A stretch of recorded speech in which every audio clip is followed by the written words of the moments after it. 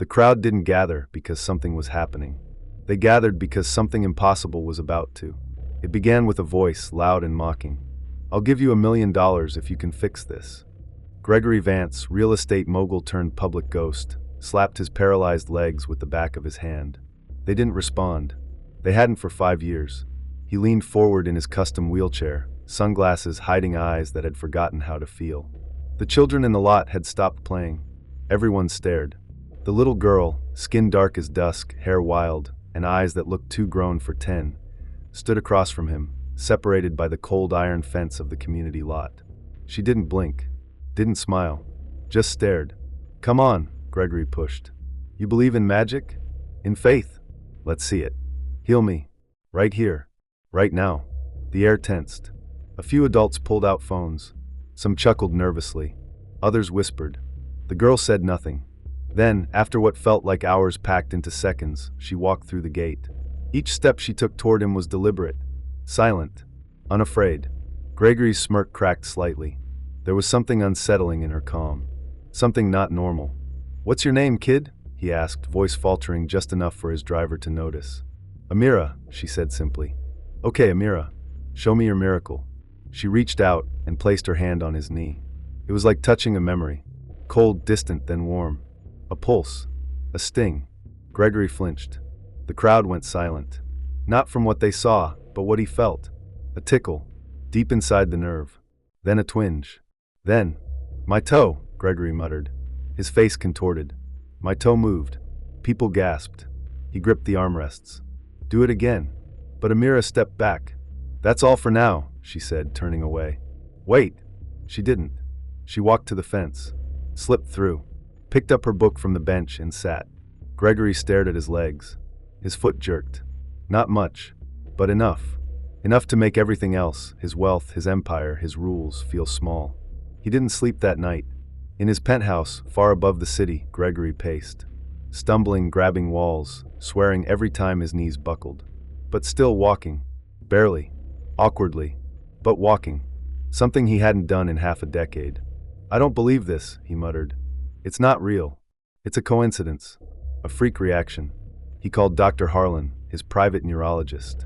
Tests followed. Reflexes. MRIs. Muscle readings. The verdict? "Inexplicable," Dr. Harlan whispered. "Your spinal cord. It was damaged beyond recovery." "Gregory, this isn't science. This is." "Insanity," Gregory interrupted. "Or trickery." But a tiny voice inside said something else. "You were touched by something real." He didn't tell Harlan about Amira.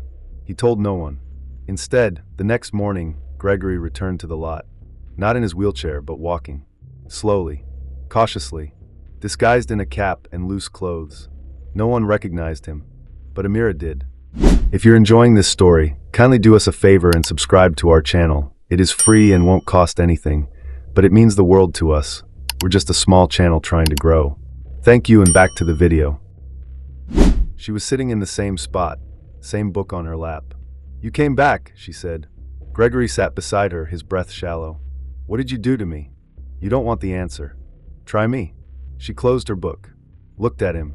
"Some people carry light, others darkness. You carry both. That's why it worked." He scoffed. "I'm a businessman. I don't believe in poetic nonsense." "You didn't believe in walking again either." Gregory stared at her. "Why did you help me?" She shrugged. "Because you needed help. Not because you deserved it." The words hit him like glass. Later that day, alone in his office, Gregory called his head of private security. "Find out everything about a girl named Amira," he ordered. 10 years old. Lives near that lot by 14th Avenue. 2 days later, the report came in, and it broke him. Her full name, Amira Elwood. Lives with her grandmother. Mother working 3 jobs. Father, Nathaniel Elwood, an electrician who died 2 years ago in a collapse at a construction site owned by Vance Development Corp. Gregory's company. The name of the building? Vance Heights Tower. The site where Nathaniel died had 4 safety violations the week of the collapse. Nathaniel had filed a complaint about a loose support beam 3 days before it fell and killed him. The complaint had been buried. The subcontractor had been chosen for its low bid, despite its history of negligence. Gregory remembered none of this, because he never cared. But the worst came next. The Elwoods had lived in Brayfield Commons, a modest housing neighborhood bulldozed 5 years ago for luxury condos. Condos built by Vance Development. Her family had been evicted. Because of him. She knew. Gregory was sure of it. That look in her eyes, it hadn't been curiosity. It had been recognition. That night, Gregory stood at his window, watching the city lights flicker. He didn't feel like a mogul anymore. He felt like a thief. Like a man healed by the daughter of the man he'd helped bury, literally and figuratively. He couldn't eat, couldn't sleep. The sensation in his legs now felt like guilt crawling up his spine. He picked up his phone. "Margot," he said to his secretary, "hire an independent legal investigator. Discreetly. I want everything on the Brayfield Commons eviction and the Elwood case." "Sir, are you sure? I'm not asking for advice. Just do it." Click. 3 days passed. Then 5. The investigator returned. Quiet. Pale. "Sir," she said, "we found something worse." She slid a USB drive across his desk. "Play it." He did. It was a recording. His chief legal officer, Alan Corbin, offering a settlement to the Elwood family's lawyer. Not just a settlement, a bribe, a lucrative contract in exchange for dropping the case. Gregory's voice trembled. "He never told me." "No, sir," the investigator replied, "because the directive to silence the family came from your finance division, through executive channels, signed off under your name." Gregory's hands shook. His name had erased a man's voice, and his daughter had given him back his legs. He stood up, or tried to. His knees gave out. For the first time since he'd begun walking again, he let himself fall. Not because he couldn't stand, but because he didn't know how to carry the weight anymore. Then came the knock. Firm. Measured. Gregory opened the door, and there stood Amira. No book. No smile. Just 4 words. "It's time to choose." She stood in the hallway like she belonged there. No hesitation. No fear. "It's time to choose," Amira said again. Gregory Vance stared at her. His legs trembled, not from injury, but from the unbearable weight pressing down on him. "How did you get here?" he managed. "I've always been here," she replied. Gregory stepped back. "What do you want from me?" She tilted her head. "That's the wrong question." He motioned her in. She walked past him silently, eyes scanning the sterile marble floors, the floor-to-ceiling windows, the skyline that used to feel like his kingdom. Now it felt like a crime scene. She sat on the edge of the couch. Gregory remained standing. "You healed me," he said. "Why? Why me?" "Because you needed it more than anyone." "But I ruined your family." "Yes." Silence. "I need to speak to your mother," Gregory said finally. Amira nodded. "She'll meet you. But not here." "Where then?" "Where it started. Where we lost everything." Gregory knew the place. Brayfield Commons. The empty land now occupied by shimmering towers with names like the Atrium and Skyline Lux. He remembered the project well. It had brought in over $50 million in the first quarter alone. He never saw the people who left. Never read their names. Never cared. But now he had to. That night, he couldn't sleep. He sat in his penthouse, surrounded by quiet, reading every document from the investigation. Each page cut deeper. Ignored safety reports. Silenced lawsuits. Email threads detailing how his executives treated human lives like decimal points. But one document stood out. A signed incident report from Nathaniel Elwood, Amira's father, dated 3 days before the collapse. It detailed a structural beam with visible cracking. The same beam that crushed him. Gregory's signature was at the bottom of the page, initialed in red ink. Approved. He dropped the folder. His hands were shaking. The next day, Gregory wore plain clothes. No tie. No watch. No driver. He took a cab to Lot 17, the original location of Brayfield Commons. Everything had changed, except the pain. Nadine Elwood waited near a broken bench at the far corner. She looked younger than expected, but her eyes were heavy, lined by exhaustion. Time. Loss. Gregory approached. She raised her hand. "Don't say sorry." He stopped. She folded her arms. "You came to talk about my husband?" "No. About what I did. To you. Your family. Your future." Her expression didn't soften. "Then talk." He took out a manila envelope. "This is every document tied to your case. Internal communications. Safety reports. Bribes. My legal team." "Your former legal team," she interrupted. Gregory nodded. "Yes. I've dismantled it. I've hired an independent counsel. A woman named Selena Huerta. She's not here to defend me. She's here to represent you. Nadine opened the envelope slowly. Her fingers trembled as she saw the report. The signatures, the ignored warnings, the manipulated court files. This is enough for a full case, she whispered. Criminal negligence, possibly even manslaughter. He didn't argue. Why? She asked. Why now? Because your daughter healed me. Not just my legs. She made me look in the mirror, and I didn't like what I saw. Nadine's eyes welled up, but she didn't let the tears fall. Then she asked a question Gregory hadn't prepared for. Do you know what Nathaniel did the morning he died? Gregory shook his head. He was going to quit. He told me he'd had enough. He said he'd rather be broke than buried. But he stayed. One more day. Because the foreman begged him to fix the problem. Said if anyone could make it safe, it was him. Gregory's chest tightened. He died trying to protect your building. The building that made you richer than you'll ever need to be. She stepped closer. And you paid his death off like it was a business expense. I can't undo it, Gregory said. No, you can't. But you can face it. And that's when the real twist hit. Amira appeared again. This time holding a small device. She handed it to Gregory. What is this? Press play, she said. He did. A video began to play. Grainy, but clear enough. It was a hidden camera recording, inside a conference room. Gregory recognized it. One of his company's old off-the-books meeting rooms. At the table sat Alan Corbin, his longtime legal officer, and two other executives. Their voices were unmistakable. If that family ever finds out we altered the structural report, Alan said, this whole project is toast. One man laughed. We deleted the originals. Nobody has copies. Except us, Alan replied, tapping a flash drive. Insurance. Just in case. Gregory froze. He paused the video. Where did you get this? Amira answered calmly. My father recorded it. He had suspicions. He left the drive with my mom before he died. Gregory stared at Nadine. She nodded. You didn't just ignore him, she said. You erased him. Gregory stumbled back, sitting down hard on the bench. His legs worked, but barely. It wasn't the miracle leaving him. It was the guilt catching up. What do you want me to do? He asked, voice cracked. Nadine handed him a folded sheet. This is a list. Families displaced. Lives wrecked. Names you never bothered to learn.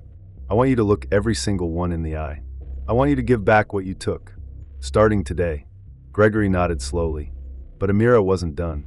There's more, she said. He turned to her. She held out a photo. One he hadn't seen before. It was Nathaniel Elwood, standing beside Gregory. Smiling. Shaking hands. You knew my father, she said. Gregory's breath caught. No. I don't remember this. Look closer. And then it hit him. The date. It was months before the accident. Nathaniel had once worked directly with him. On a different project. They had talked. Laughed. He had known him. He just forgot. Forgot the man whose death had built his tower. Gregory broke. He put his head in his hands. And then, Amira slipped a folded note into his palm. He looked at her. What is this? Something my dad wrote. The night before he died. Gregory opened it slowly. It read, If anything happens to me, don't let them forget I tried to warn them. Don't let them bury the truth. And if someone ever really listens, maybe, just maybe, they can make it right. Gregory didn't speak. He just sat there, the paper shaking in his hands. Because now, the truth wasn't just in front of him. It was inside him. And what he would do next would change everything. If you're enjoying this story, kindly do us a favor and subscribe to our channel. It is free and won't cost anything, but it means the world to us. We're just a small channel trying to grow. Thank you, and back to the video. Gregory Vance held the note in trembling hands. The words blurred as tears formed, a sensation he hadn't allowed in years. His pride had always been armor, but pride couldn't shield him from this.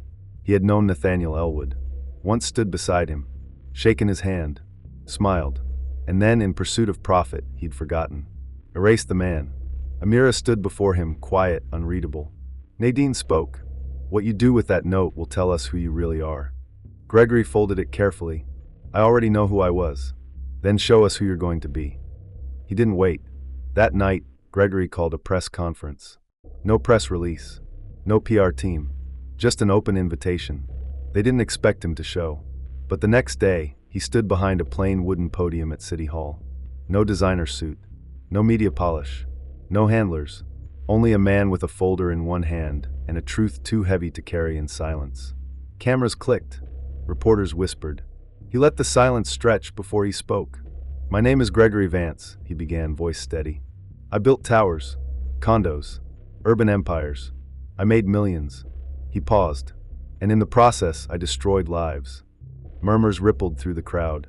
"In my hands," he said, raising the folder, "is proof of a cover-up. A man named Nathaniel Elwood warned us about a structural fault in one of our buildings. He died fixing it. His family was silenced. Others were evicted. We called it progress." He opened the folder and began pulling out documents one by one. Internal emails, incident reports, bribery transcripts, all signed, all real. A woman in the back stood up. "You expect us to believe you now?" Gregory nodded. "No, I don't want your trust. I want your scrutiny." Another voice shouted. "Why now?" He hesitated.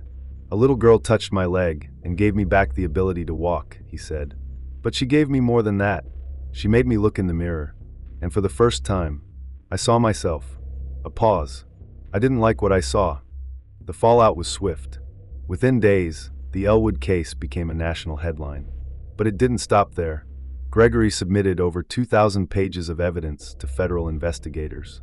Financial reports, legal memos, email trails, hidden settlements, altered safety reports. The Department of Justice launched a full-scale investigation.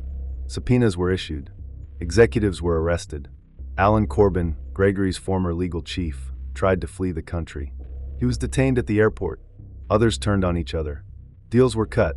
Secrets spilled. More victims came forward, families from other projects. Evictions. Unsafe sites. A trail of pain hidden behind shining glass buildings. Gregory gave it all up. He testified, signed affidavits, renounced his board positions, and watched as Vance Development Corporation crumbled. The empire he'd built became the foundation of a reckoning. He lost 80% of his fortune in class action settlements and government penalties. Properties were seized. Accounts frozen. His name was scrubbed from the towers he'd once proudly stamped it on.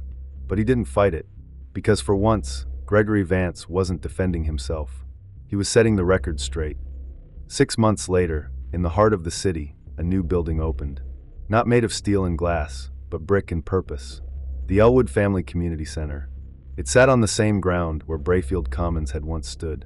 Now it offered education, healthcare, counseling, and job programs for displaced families. Gregory didn't cut the ribbon. He stood in the back, clapping softly as Nadine Elwood gave a speech. Her voice was strong, clear, unapologetic. "This isn't about charity," she said. "It's about restoration." The crowd roared. Beside Gregory stood Amira, now 12. Tayer. Still quiet, still watching everything with those eyes that saw too much. He leaned over. "You still think I carried both light and darkness?"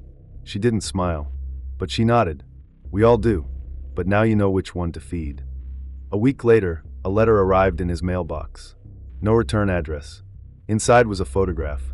Gregory and Nathaniel, standing in front of an unfinished building, smiling, a moment before it all began to unravel. On the back, in neat handwriting, "You remembered. That's more than I expected." He stared at it for a long time, then framed it, hung it on the wall of his small apartment, above his desk, where he now worked as a pro bono advisor for housing rights. 2 years passed. The lawsuits concluded. The company dissolved. The towers renamed. Gregory Vance no longer made headlines, but the lives he helped repair did. Amira graduated early from an advanced STEM program. She was the youngest speaker at a national technology conference that year. In her speech, she said, "A miracle isn't when something broken gets fixed. It's when something unseen is finally acknowledged and transformed." In the audience, Gregory sat quietly in the back row, tears in his eyes. She looked at him, and for the first time she smiled. That night, he walked alone to the old lot by 14th Avenue. No crowd, no fanfare, just him and the silence. He sat on the same bench where it all started, closed his eyes, and whispered, "Thank you." The wind shifted. A soft breeze brushed his cheek, and he felt something. Not a miracle, not guilt, but peace. The kind of peace that doesn't come from erasing the past, but from facing it, living with it, and choosing every single day to be better than you were. In his notebook, Gregory wrote a final entry. I once thought the greatest loss was the use of my legs. I was wrong. The greatest loss is forgetting your humanity. And the greatest miracle is finding it again. He closed the book, looked out at the lights of the city, and smiled, this time not from pride, but from purpose.